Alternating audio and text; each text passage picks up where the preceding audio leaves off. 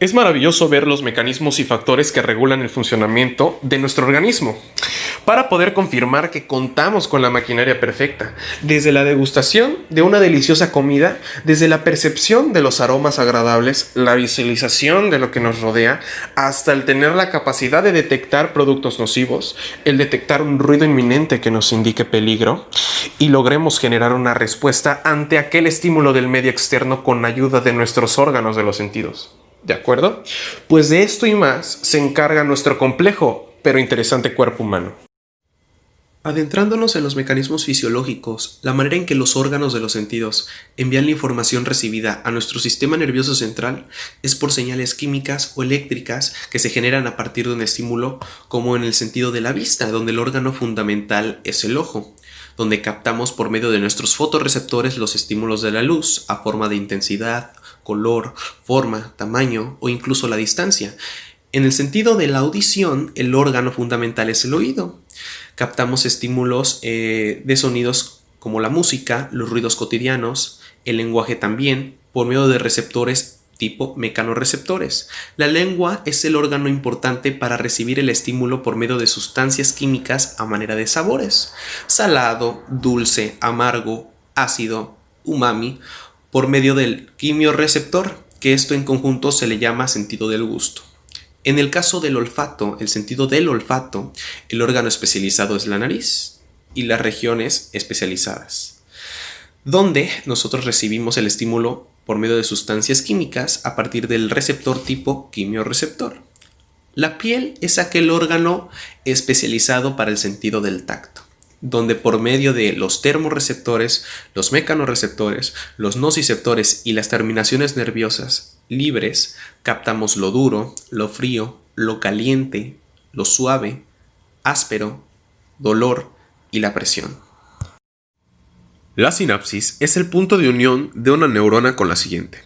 Estas determinan las direcciones de propagación que toma cualquier señal por el sistema nervioso, donde derivan dos tipos de sinapsis, las químicas y las eléctricas. La acción somática del sistema sensitivo transmite información sensitiva desde los receptores repartidos por la superficie de todo el cuerpo y desde algunas estructuras profundas. Esta información penetra en el sistema nervioso central a través de los nervios periféricos y se transportan de manera inmediata hasta múltiples zonas sensitivas, como por ejemplo, número 1, la médula espinal a todos sus niveles.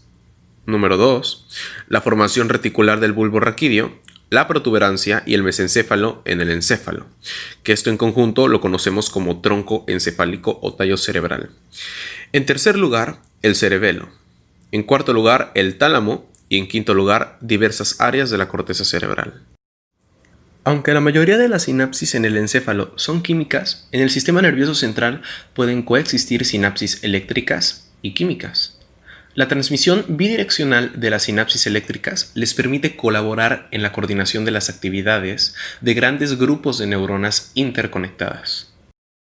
En las sinapsis químicas, la primera neurona segrega un producto químico denominado neurotransmisor, que es una sustancia transmisora, a nivel de la terminación nerviosa, desde una neurona presináptica a una neurona postsináptica, que a su vez actúa sobre aquellas proteínas receptoras presentes en la membrana de la neurona siguiente, ya sea para excitarla, para inhibirla o también modificar su sensibilidad de algún otro modo. Ahora bien, por otro lado tenemos la sinapsis eléctrica, donde los citoplasmas de las células adyacentes están conectados directamente por grupos de canales de iones llamados uniones en hendidura, que esto permite el movimiento libre de los iones desde el interior de una célula hasta el interior de la siguiente. En el tipo de sinapsis más común, que es la química, se llevan a cabo dos tipos de mecanismos, tanto excitadores como inhibidores.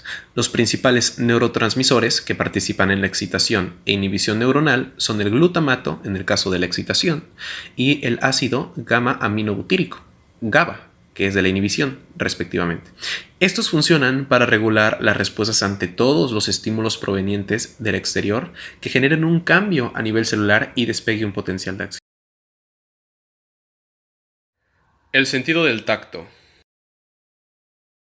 ¿Alguna vez te has preguntado ¿Cómo es que eres capaz de diferenciar entre distintas texturas, ya sea rugoso o suave? ¿O el por qué sientes frío o calor? Todo esto se debe a la capacidad que tiene este sentido, que nos permite detectar, identificar y distinguir las cualidades de los objetos y del entorno que nos rodea. Gracias a él podemos identificar la forma de un objeto, la temperatura de algún recipiente o sentir algún pinchazo. La piel es el órgano responsable del sentido del tacto.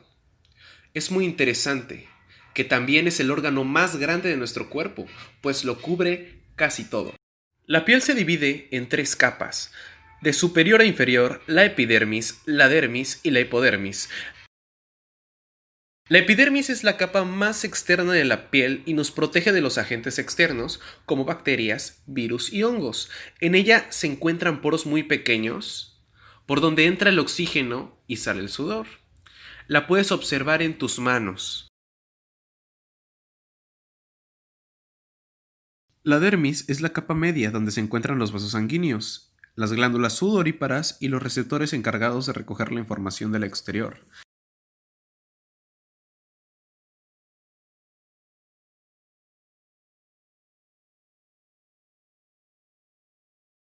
Entre ellos se encuentran los corpúsculos de Pacini que captan la presión, los corpúsculos de Meissner que nos permiten apreciar la forma y el tamaño de los objetos, los corpúsculos de Ruffini encargados de percibir el calor, los corpúsculos de Krause que perciben el frío.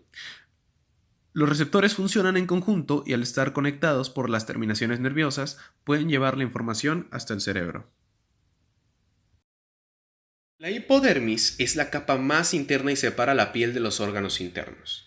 Su función principal es mantener nuestra temperatura corporal y es la capa donde nace el vello de la piel. Imagina que estás cocinando y tocas una superficie caliente. Los receptores y las terminaciones nerviosas van a recoger la información que se genera en el contacto que tú tienes y la recibirá finalmente nuestro cerebro, el cual identificará la forma, la textura y la temperatura. Y en este caso envía una señal a los músculos de la mano para que nosotros logremos quitar nuestra mano y no nos quememos. Es realmente sorprendente cómo es que somos capaces de realizar acciones tan complejas como esta. Y me he estado preguntando el por qué. Y es que se debe a la capacidad que tenemos de equilibrio y propiocepción. Pero, ¿cómo funciona en relación con esto? Bien, pues el equilibrio es el estado inmóvil de un cuerpo sometido únicamente bajo la fuerza de gravedad, siendo capaz de mantenerse en su base y vencer dicha fuerza. El órgano encargado de dicha función es el aparato vestibular, que se encuentra dentro de nuestro oído interno, en los huesos temporales del cráneo, a esa región. El componente funcional de esto son los receptores para el equilibrio. Las células pilosas son células epiteliales modificadas, que contienen de 20 a 50 extensiones piliformes, en forma de pilares quiere decir. Cada célula pilosa están formadas por células de sostén, que darán sostén precisamente a las células epiteliales que contienen pequeños cilios delgados llamados estereocilos, que aumentan la altura hasta llegar al cinetocilio, que se encuentra a uno de los lados de la célula pilosa. Estos están conectados por conexiones filamentosas, compuestas por actina y miosina principalmente. Cuando los cilios de la célula pilosa se inclinan en dirección al cinetocilio, producen una depresión de la membrana, el cual abre los canales pasivos de potasio. El potasio atraviesa la célula pilosa hasta que se abren los canales de calcio, causando una despolarización y puede liberar un transmisor sináptico que al parecer es el glutamato. El glutamato, al ser excitatorio, estimula las dendritas de las células sensoriales. Bien, cuando se mueve en dirección contraria, provoca que se cierren los canales iónicos, lo que provoca una hiperpolarización. Aquí, en este caso, se libera menos glutamato. Por otro lado, y muy importante, en el utrículo y el sáculo tienen en su cara interna un epitelio especializado llamado mácula, que contiene tanto las células de sostén como las pilosas. Estas últimas, las células pilosas, se proyectan al laberinto membranoso lleno de endolinfa. Los cilios de las células pilosas están dentro de una membrana otolítica gelatinosa. Esta membrana contiene otolitos de carbonato de calcio. Aumentan la masa de la membrana, lo que ocasiona que se muevan por gravedad y causan un movimiento de los estereocilios con el cinetocilio dependiendo de la orientación de la gravedad. Los conductos semicirculares tienen ampollas que tienen un área elevada llamada cresta ampollar, en la cual hay numerosas células pilosas sensoriales con propagaciones en una membrana gelatinosa llamada cúpula. Si en el caso del utrículo y el sáculo era una membrana otolítica gelatinosa, en este caso es una membrana gelatinosa llamada cúpula, con una disposición más elevada que la de la endolinfa circundante. Dentro de la ampolla, la endolinfa empuja la cúpula en una dirección opuesta, doblando los filamentos de las células ciliares, lo cual aumenta la tasa de descargas constantemente en las fibras nerviosas. Y un movimiento opuesto inhibe la activada neuronal. Hola, maestro. Buen día, alumnos. ¿Listos para la sección de hoy de Fisiología de la Visión?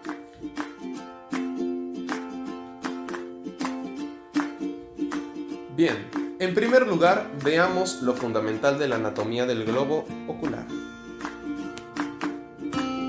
Comencemos. Aquí tenemos las distintas lentes que conforman un cambio estructural tras la luz incidente, donde se va a proyectar la imagen en la retina para posteriormente viajar con la información en nuestro nervio óptico.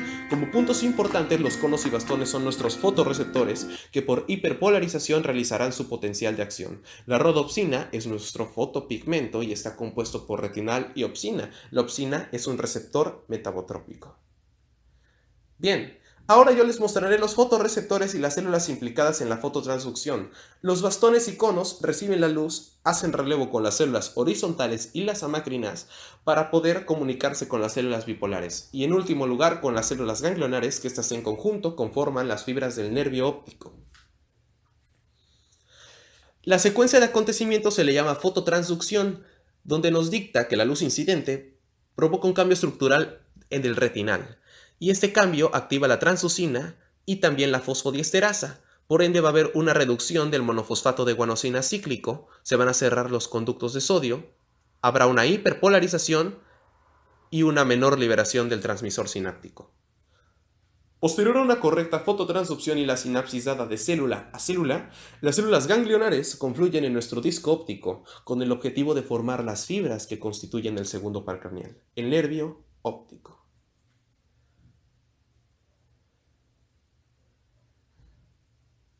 Maestro, tengo una pregunta. ¿Las fibras procedentes de la retina nasal decusan en el quiasma óptico, mientras que las fibras de la retina temporal siguen su curso? ¿Es correcto esto?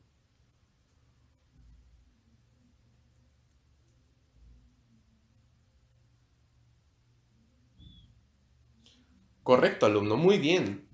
Esto para poder seguir su trayecto en el tracto óptico con el objetivo de llegar al cuerpo geniculado lateral o núcleo geniculado lateral, que está estrechamente relacionado con el tálamo.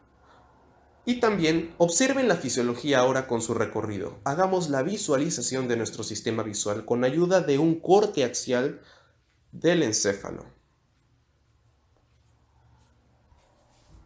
Como pueden notar, hace sinapsis en el cuerpo geniculado lateral para seguir su trayecto en las radiaciones ópticas que llegan a la corteza visual. Yo les hago una pregunta, ¿dónde se localiza la corteza visual? Bueno, esta se localiza en los labios de la fisura calcarina y también en diversas zonas del polo posterior del lóbulo occipital del encéfalo. Fisiología de la audición.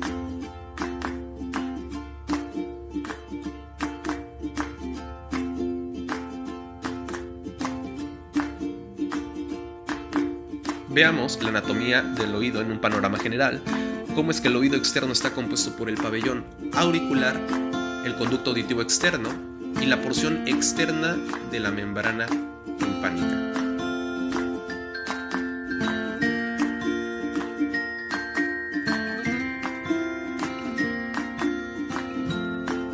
El oído medio está compuesto por los tres huesecillos, el martillo, el yunque, el estribo. La ventana oval en relación y la ventana redonda, así como la trompa de Eustaquio o trompa auditiva, que tiene diversos cambios de presión. El oído interno consiste en el laberinto óseo y el laberinto membranoso, así como el órgano de Corti, el órgano de la audición. Las ondas sonoras que entran en el conducto auditivo externo, impactan en el tímpano, pasan por los huesecillos e impactan en la ventana oval, donde hay un movimiento de la endolinfa para realizar el potencial de acción. Las ondas sonoras generan ondas en la perilinfa y en la endolinfa, donde inciden en la membrana vestibular y la rama timpánica. Al moverse, las células ciliadas convierten el estímulo mecánico de las vibraciones en un potencial de receptor que libera el neurotransmisor, iniciando los impulsos nerviosos en las neuronas sensitivas del primer orden, el palo craneal. Estos axones sensoriales van por el ramo coclear del nervio vestíbulo coclear, donde van a terminar en el bulbo raquídeo. Las señales auditivas pasan al colículo inferior, al tálamo y a diversas zonas de los lóbulos temporales de la corteza cerebral.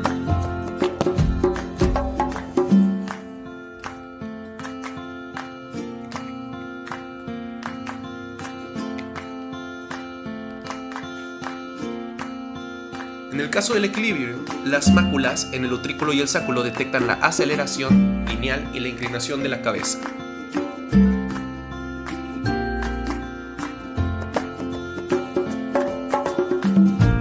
Aquí les muestro los componentes vestibulares y auditivos del oído. En los conductos semicirculares se detectan la aceleración o desaceleración rotacionales. La mayor parte de los axones del ramo vestíbulo-coclear ingresan al tronco encefálico, al bulbo raquídeo y la protuberancia anular, y otros ingresan al cerebelo. El desarrollo empieza unos 22 días después de la fertilización a partir de un engrosamiento del endodermo a cada lado del romboencéfalo. La secuencia del desarrollo va a ser así: oído interno, oído medio y el oído externo. Con el paso de los años, se produce una pérdida progresiva de la audición. Esto quiere decir que las personas mayores presentan estos problemas pues son más vulnerables. Hola. ¿Alguna vez te has preguntado cómo funcionan los sentidos especiales del gusto y el olfato? Los receptores del gusto y el olfato son quimiorreceptores, es decir, que se activan ante estímulos de naturaleza química. Los receptores del gusto son receptores secundarios, mientras que los del olfato son las neuronas aferentes primarias modificadas. La diferencia entre ambos respecto al estímulo radica en que los químicos receptores gustativos detectan moléculas que están en solución y los olfativos moléculas que, además de ser solubles, han de ser también volátiles. En la mucosa lingual se encuentran pequeñas proyecciones denominadas papilas gustativas, en las que se alojan los botones gustativos. Estos botones se localizan no solo en las papilas de la lengua, sino que además se encuentran en la mucosa del paladar blando, incluyendo la úvula. En la faringe y en el primer tercio del esófago, las células receptoras envían prolongaciones en forma de microvellosidades por su extremo apical y a través de una pequeña apertura el poro gustativo quedan expuestas a los estímulos químicos en la cara basal o el polo opuesto de las células receptoras, y estas van a hacer sinapsis con fibras aferentes. Existen clásicamente 4 sabores primarios: el sabor dulce, el salado, el ácido, el amargo, y también se ha incorporado un quinto conocido con el nombre de umami, que corresponde al glutamato y al aspartato sódico, utilizados ampliamente en la comida oriental. Las papilas gustativas que detectan cada uno de estos presentan una distribución característica tal como aparece en esta ilustración. Las fibras aferentes gustativas integran de forma muy ramificada los botones gustativos. Estas fibras penetran en el encéfalo a través de los pares craneales 7, 9 y 10, que respectivamente son el nervio facial, el nervio glosofaringio y el nervio vago.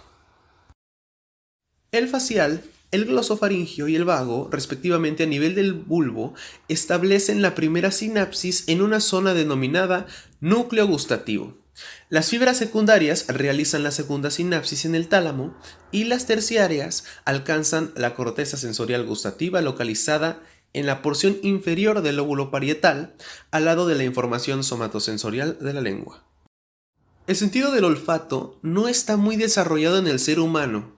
El epitelio olfatorio es una pequeña zona de aproximadamente 2,5 centímetros cuadrados en el techo de las fosas nasales, bajo la lámina cribosa del hueso etmoides. El aire al penetrar en la cavidad nasal, debido a lo tortuoso de sus paredes, desarrolla una serie de turbulencias permitiendo a las sustancias contactar con el epitelio o la mucosa olfatoria, donde se localizan unos 10 millones de células olfatorias, que son neuronas bipolares con una prolongación dendrítica ciliada de 5 a 20 cilios y que acaba en la superficie del epitelio nasal recubierta por una capa de moco. El estímulo oloroso, que ha de ser una molécula volátil, alcanza el epitelio olfatorio a través de la vía aérea. Debe a continuación disolverse en la capa mucosa para estimular a la célula olfatoria y a los axones amielínicos pertenecientes a las células olfatorias. Estos, siguiendo su trayectoria, forman el primer par craneal, que va a penetrar en la cavidad craneal a través de la lámina cribosa del etmoides y hacen sinapsis en el bulbo olfatorio. Y aquí parten unas fibras secundarias que forman la cintilla olfatoria, también denominada tracto olfatorio, que discurre por la base del encéfalo hasta llegar al núcleo olfatorio anterior, que es un centro de integración que ya procesa la información recibida.